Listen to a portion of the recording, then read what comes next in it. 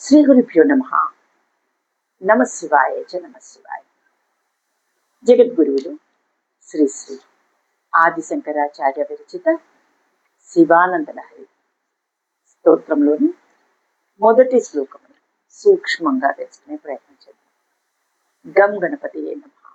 కళాభ్యాం చూడాలంకృత శశికళాభ్యాం నిజతపఃఫలాభ్యాం భక్తేషు ప్రకృత ఫలాభ్యాం భవతు మే శివాభ్యామస్తోక త్రిభువన శివాభ్యాం హృది పునర్భవాభ్యాం ఆనంద స్ఫురదనుభవాభ్యాం నతిరియం. నిర్విఘ్నంగా గ్రంథ పరిసమాప్తికి పార్వతీ పరమేశ్వర నమస్కార రూపమైన మంగళాచరణము చేయుచున్నాను అని ఆచార్యవారు. కళాభ్యాం సకల కళా స్వరూపులను పార్వతీ పరమేశ్వరులు మహావిద్యా స్వరూపులుగా చూడాలంకృత శశికళాభ్యాం చంద్రరేఖల చేత అలంకరింపబడిన శిఖలు కలవారును నిజ తపఃఫలాభ్యాం ఒకరినొకరు ఫలముగా ఏర్పడిన వారును భక్తేషు ప్రకటిత ఫలాభ్యాం భక్తులైన వారికి ఫలములను గోచరింపచేయువారును అనగా భక్తులకు శుభములు ప్రసాదించువారును శివాభ్యామస్తోక త్రిభువన శివాభ్యాం ముల్లోకములకు అత్యంత క్షేమ కారణంగా ఉండువారును అస్తోక అతిశయమైన ముల్లోకములకు మంగళములు కలుగు చేయువారు హృది పునర్భవాభ్యాం హృదయమున ధ్యానించు వారికి అనగా ఎప్పుడెప్పుడు ధ్యానం చేయుచున్నారో అప్పుడప్పుడు నూతనంగా పుట్టుచుండెడి వారు ఆనంద స్ఫురదనుభవాభ్యాం ఆనంద ప్లస్ స్ఫురత్ ప్లస్ అనుభవాభ్యాం ఆనంద స్ఫురదనుభవాభ్యాం అనగా ఆనందము తోడను ప్రకాశించుచుండెడు స్వరూప బోధ కలిగిన వాడును వారును అగు శివాభ్యాం పార్వతీ పరమేశ్వర్ల కొరకు నతిరియం ఈ నా సంబంధమైన నమస్కారం భవతు అనగా అగుగాక. తమలో తాము చేసిన ఉగ్ర తపస్సు చేత ఒకరినొకరు ఫలముగా అర్ధనారీశ్వర ముక్తులై ఎల్లలోకములకు శుభదాయకులై కర్మప్రదాయకులై భక్తులు ధ్యానము చేయు పట్ల నిమిషమునకు వారల హృదయముల యందు ఆవిర్భవించుచు ముముక్షువులకు ఆనంద సాక్షాత్కారములు వసపుచు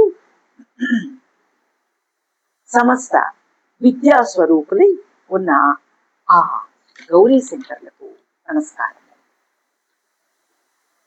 సకల విద్యలకు తామే స్వరూపంగా ఉన్నవారు అనగా వారి రూపములే సకల విద్యలు అనదగును.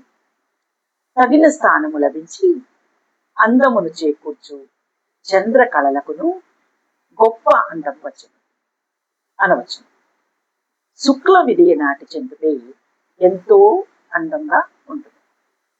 పాడ్యమి నాటి చంద్రుడు చాలా చిన్నగా ఉండి ఇంకెంత అందంగా ఉంటును. పాడ్యమి నాటి చంద్రుడు అసలు కనపడడు. ఆ చంద్రుడే శివునిచే తన జటాజూటమున అలంకరించగొనబడినేమో. అందుచేతనే ఆ పాడ్యమి నాటి చంద్రుడు మనకు కనపడటలేదు. పరమేశ్వరి శిరమున చంద్రరేఖ అలంకరించుకున్నాను. గణపతియు శిరమున చంద్రరేఖ కలవాడే. కావునని బాలచంద్రో గజానన అని స్మృతి చెప్పాను.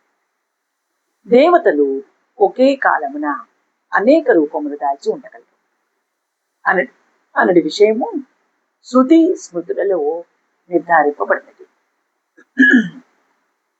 కావున ఒకే చంద్రుడు పార్వతీ పరమేశ్వరుల శిరమున విరాజిల్లుట వింత కాదు. చూడాలంకృత శశికళాభ్యాం యశివో నామ రూపాభ్యాం యాదేవి సర్వమంగళ తయో సంస్మరణ పుంసాం సర్వతో జయమంగళం. అనగా నామం బట్టియు రూపమును బట్టియు ఏ దేవుడు శివుడో మంగళకరుడో, ఏ దేవి పార్వతి సర్వమంగళయో, వారి ఇరువురి స్మరణము సర్వత్రా జయము మంగళమును కలిగించు అనడి స్మృతి శివాభ్యాం అని ఇచ్చట స్మరింపబడింది. లక్ష్మీనారాయణులు, సీతారాములు, రాధాకృష్ణులు ఇట్లు యుగళమూర్తి అనగా జంటగా ఉపాసింపదగింటును. ఒకరిని విడిచి ఒకరిని ఉపాసింపరాదు అనడి ధర్మం సైతము ఇక్కడ సూచించబడినది. శివానంద లహరి జగత్తును కల్పించిన శివుల వారి స్తోత్రం అయినప్పటికీ జగత్తు యొక్క ఆవిర్భావానికి పార్వతీ పరమేశ్వరుడు ఇద్దరిని ఉద్దేశించి చేసిన ప్రార్థన. శివ ప్లస్ ఆనంద ప్లస్ లహరి అనే విధంగానే కాక శివ ప్లస్ ఆనంద ప్లస్ లహరి అని చెబితే శివునికి సంబంధించిన విషయములు అన్నీ పార్వతీమాతకు ఆనందాన్ని కలుగజేయండి. శివ పార్వతికి ఆనంద లహరి. కనబడేది, కదిలేది, నడిచేది చలనశక్తి అమ్మవారి తత్వం. కనబడనిది, కదిలించేది, నడిపించేది జడశక్తి అయ్యవారి తత్వం. ప్రపంచతత్వానికి, పరమాత్మతత్వానికి సంబంధించిన ఏ విద్య అయినా, ఏ శాస్త్రమైనా, ఏ రూపమైనా ప్రకృతి పురుషుల సమ్మేళనమే. కళాభ్యాం అనగా అమ్మ జ్ఞాన ప్రసూన, అయ్యవారు జ్ఞానమూర్తి. ఇద్దరు జ్ఞానప్రదాతలే. దక్షిణామూర్తి రూపిణి. భార్యాభర్తల అలంకరణలు ఎవరి వారి అలంకరణలే. భర్త అలంకరణ భార్యకు పోలిక ఉండదు. భార్య అలంకరణ భర్తను పోలి ఉండదు. ఇక్కడ పార్వతీ పరమేశ్వరులు ఇద్దరు తమ సిగల పైన చంద్రనెల వంక అలంకారంగా ధరిస్తారు. చంద్రుడు మనఃకారకుడు. మెదడును ఆంగ్లంలో బ్రెయిన్ అని, మనస్సును మైండ్ అని పిలుస్తారు. జీవుని మెదడులో మనస్సు ఉంటుందనే సూత్రం గురించి తెలుసుకుందాం. పరమేశ్వరుని సంకల్పం నుండి బయలుదేరిన భావ ప్రణాళికలు అన్నీ అమ్మవారి ద్వారా ప్రసారమై, ఇలా జరగాలంటే ఇద్దరి సిగలోనూ చంద్రుడు ఉండాలి. లోకముల జీవులలోకి వ్యక్తమై కనపడతాయి. ఇలా ఇద్దరు జీవుల యొక్క మనసుపై వారి వారి పుణ్య పాప కర్మలను ప్రతిబింబిస్తూ వ్యక్తం అవుతూ ఉంటారు. వారిరువురు ఈ రకంగా ఒకే అలంకరణగా చేసుకోవటం చూడాలంకృత శశికళాభ్యాం అయి దివ్య దాంపత్య పటుత్వాన్ని సూచిస్తోంది. నిజ తప ఫలాభ్యాం అనగా ఇరువురు ఒకరి కోసం ఇంకొకరు తపస్సు చేసి ఒకరినొకరు పొందారు. ఇరువురు తపస్సు చేయటం వలన చిక్కిపోయి ఒకరినొకరు ఇమిడిపోయి అర్ధనారీశ్వర రూపంగా నిలిచారు. ఏ లక్ష్యాన్ని ఉద్దేశించి తపస్సు చేశారో ఆ లక్ష్యం సిద్ధింప చేసుకున్నందువలన నిజ తప ఫలాభ్యాం అన్నారు ఆచార్య వారు. భక్తేషు ప్రకటిత ఫలాభ్యాం అనగా భక్తులు ఎందు చూపబడిన కర్మ ఫలములు కలవారు. భక్తులు కోరేవి కాకుండా వాళ్లకు అవసరమైన వాటిని భగవంతుడు ప్రసాదిస్తాడు. శక్తి, ఆయుష్, అందం, ధనం, సౌభాగ్యం, పదవి, అధికారం, రక్తి, భక్తి ఇలా భక్తులకు వారి వారి పూర్వ కర్మలను బట్టి కర్మఫలాలుగా అవసరమైన వాటిని అవసరమైనంత వరకు అవసరమైనంత కాలాన్ని ప్రసాదిస్తాడు. మహాభారతంలో శివులు వారు శిఖండికి, సైంధవుడికి వారి తపస్సు ద్వారా వారు అడిగిన ఫలములను పూర్తిగా ప్రసాదించారు. అర్జునుడు తపస్సు చేయగా కిరాతకుడిగా వచ్చి అర్జునుడితో యుద్ధం చేసి అర్జునుడితో తన దేహమును తాకించి అర్జునుడికి శరీరం వజ్రతుల్యం చేస్తారు శివులు వారు. ఇక్కడ అర్జునుడు ధనస్సుతో శివులు వారి తలపై కొట్టడానికి ప్రయత్నం చేస్తాడు. అయినా అర్జునుడు కోరని కోరికకు శివులు వారు అర్జునుడికి ఇచ్చి ఉన్నారు. మహాభారత యుద్ధంలో కౌరవుల పక్షంలో దివ్యాస్త్రాలు అర్జును పైన వేస్తే అర్జునుడి దేహం దెబ్బతినకుండా, మరణించకుండా, ఇది మరియు ఓడిపోకుండా శివులు వారు కిరాతకుని వేషంలో వచ్చి అర్జునుని దేహంతో తలపడతారు.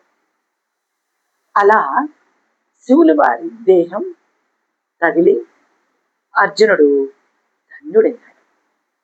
ఇది భక్తేషు ప్రకటిత ఫలాభ్యాం. తదుపరి అస్తోక త్రిభువన శివాభ్యాం. అస్తోక త్రిభువన శివాభ్యాం. మన ఇంటిని మనమే చక్కబెడతాం, కానీ ముల్లోకాలకు ప్రభువైన పరమేశ్వరుడు సమస్త సృష్టిని తన కుక్షిలో ఉంచుకుని రక్షించు భద్రమూర్తి. అలాగే లయకారకుడు. సృష్టి వ్యక్తమైనప్పుడు జగన్మాత సృష్టిలోని కనుమరుగైన జీవజాలాన్ని పునః ప్రాణప్రతిష్ఠ చేసి పెంచి పోషిస్తుంది.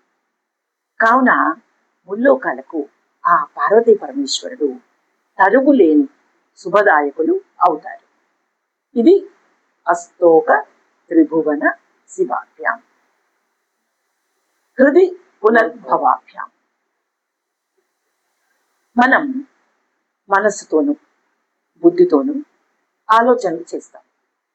ఇక్కడ మనం పార్వతీ పరమేశ్వరులు మనలోనే అనగా మనస్సు, బుద్ధి వారి తత్వంలో ఉన్నట్టు మనం గుర్తిస్తే, దర్శిస్తే మనలో వారి ఉనికిని తెలుసుకుంటాం. పార్వతీ పరమేశ్వరుడు మన ఆత్మకు, దేహానికి ప్రతీకలు కాబట్టి వారు మన దేహంలో ఉంటేనే మనం ప్రాణంతో జీవనయాగం సాగిస్తున్నాం. వారు మన దేహంలో ఉంటేనే మనం ప్రాణంతో జీవనయానం సాగిస్తున్నాం.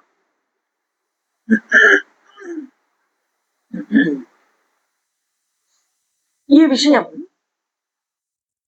మనం గ్రహించి వారి సాన్నిధ్యంలో ఉంటాం. శంకర్లు వారి హృది పునర్భవాభ్యాం అనే మాట దివ్య వేద మాట. వారిని స్మరిస్తే హృదయాన్ని స్పర్శిస్తారు. వారిని స్మరిస్తే హృదయాన్ని స్పర్శిస్తారు, బుద్ధిని స్ఫురిస్తారు. ఈ విషయంలో పార్వతీ పరమేశ్వరులకు చికాకు, పరాకు, విసుగు ఉండదు. స్ఫురదనుభవాభ్యాం అనగా వీరు మనలోనే ఉన్నారని తెలుసుకున్నాం. అట్టి పార్వతీ పరమేశ్వరులను జడస్థితిలో లేక వేరు ఆలోచనల మనస్సు కట్టిపెట్టి ఒక్కసారి వారిని స్మరణకు మనస్సు ద్వారా తెస్తే వెంటనే మేఘంలోని మెరుపు వలె హృదయంలో దర్శనమిచ్చే పుణ్య దంపతులు మన పట్ల కాలయాపన లేకుండా స్మరించిన వెంటనే తక్షణం మెరుపు తీగ వలె దర్శనం ఇస్తారు. అంతటి కరుణామూర్తులు పార్వతీ పరమేశ్వరుడు. వాగర్ధావివ సంపృక్తో వాగర్ధ ప్రతిపత్తయే జగతః పితరం వందే పార్వతీ పరమేశ్వరౌ. యదక్షర పద భ్రష్టం మాత్రాహీనం తు యద్భవేత్ తత్సర్వం క్షమ్యతాం దేవ నారాయణ నమోస్తుతే. కాయేన వాచా మనసేంద్రియైర్వా బుద్ధ్యాత్మనా వా ప్రకృతే స్వభావాత్ కరోమి యజ్జత్ సకలం పరస్మై నారాయణాయేతి సమర్పయామి. ఓం తత్సత్ బ్రహ్మార్పణమస్తు. ఇది ఈ శ్లోకం యొక్క సూక్ష్మ వివరణ. ఆ పార్వతీ పరమేశ్వరుల అనుగ్రహం మనందరి మీద కలుగుదాకా. నమ శివాయ. నమ శివాయ.